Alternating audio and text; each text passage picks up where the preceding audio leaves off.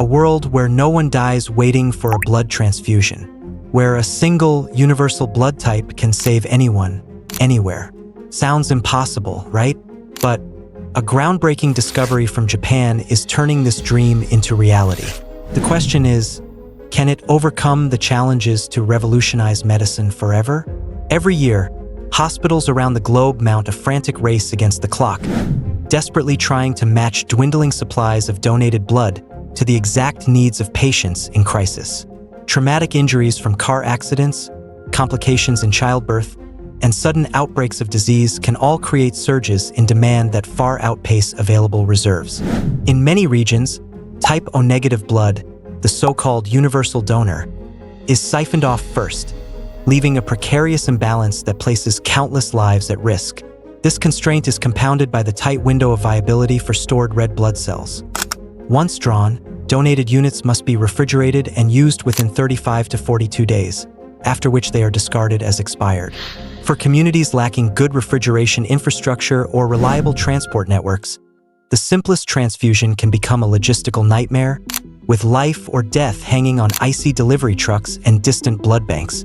Within the laboratories of Nara Medical University in Japan, a team of pioneering researchers has confronted this age-old challenge with an audacious new strategy: the creation of synthetic red cell vesicles capable of carrying oxygen without any compatibility matching, and with a shelf life measured not in weeks, but in years. The concept hinges on extracting the hemoglobin, the vital oxygen-binding protein, from units of donated blood that have already passed their conventional expiration dates.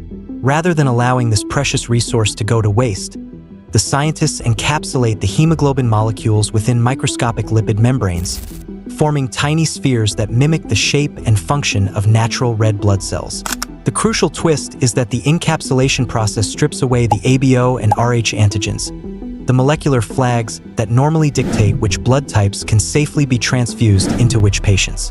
What remains is a neutral, ready-to-use oxygen transporter that, in preclinical studies, has demonstrated oxygen delivery capacity on par with native red blood cells when tested in animal models. Even more remarkable than the universal compatibility of these synthetic vesicles is their astonishing resilience. Traditional red blood cell units must be kept at temperatures between 2 and 6 degrees Celsius and used before their shelf life expires at around 35 days. By contrast, the Japanese vesicles remain stable at room temperature for up to 2 years. This durability promises to revolutionize emergency medicine, especially in remote, resource-constrained, or disaster-affected areas. Imagine a field hospital set up in the aftermath of an earthquake, where ice packs and generators are in short supply, or an ambulance traveling along a winding mountain road with limited refrigeration capacity, or a military medic deep in the jungle. With universal artificial blood, medical teams could carry a supply of life-saving fluid that neither spoils nor needs cross-matching, ready to deploy at a moment's notice. Of course, the transition from laboratory bench to hospital bedside is rarely instantaneous. The Japanese team's creation has already cleared crucial preclinical hurdles, but as of spring 2025, it stands poised on the brink of a first-in-human safety trial. Healthy volunteers will receive small infusions, typically between 100 and 400 milliliters, of the synthetic vesicles, primarily to confirm the absence of severe adverse reactions and to map how the body processes these novel particles. If these initial trials demonstrate safety, they will pave the way for larger efficacy studies involving patients who truly stand to benefit: trauma victims, surgery patients, and individuals suffering from severe anemia. Only after rigorous testing and regulatory review can such a product secure approval for widespread clinical use. Yet even at this preliminary stage, the momentum is unmistakable, driven by both the dire need for improved blood supplies and the compelling promise of a truly universal, long-lasting transfusion fluid. The broader implications for global health are profound. In many low- and middle-income countries, chronic blood shortages contribute significantly to preventable maternal deaths, higher mortality rates from surgical complications, and inadequate responses to epidemics. The availability of a stable, universal blood product could sharply reduce maternal hemorrhage fatalities by ensuring that at-risk pregnant women receive transfusions without delay or compatibility concerns. Trauma centers in conflict zones or road accident hotspots could stockpile emergency supplies without fearing spoilage.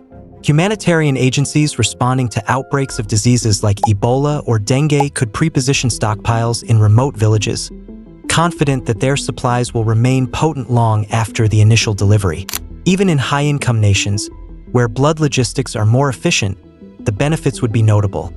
Reduced waste from expired units, smoother inventory management, and enhanced readiness for mass casualty events.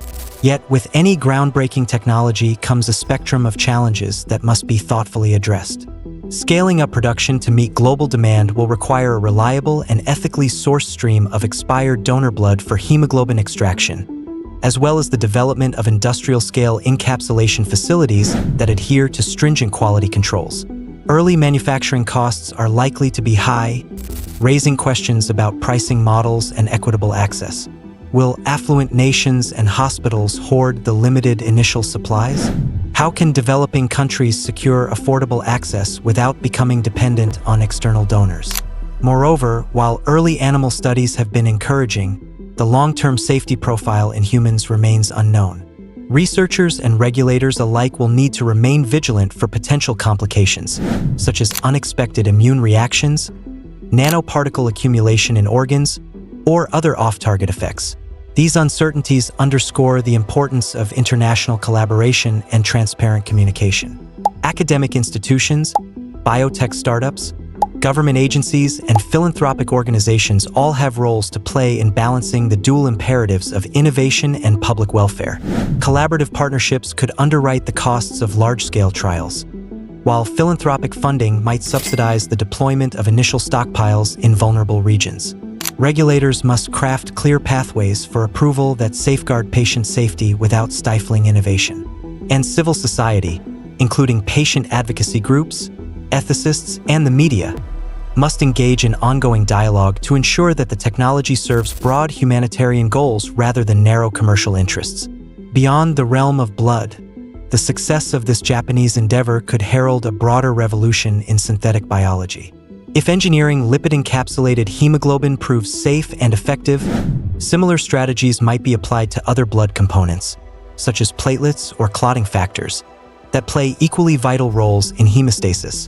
Researchers are already exploring the creation of universal platelets that could eliminate the need for HLA matching in transplant patients, or lab-grown immune cells tailored to fight specific infections or cancers.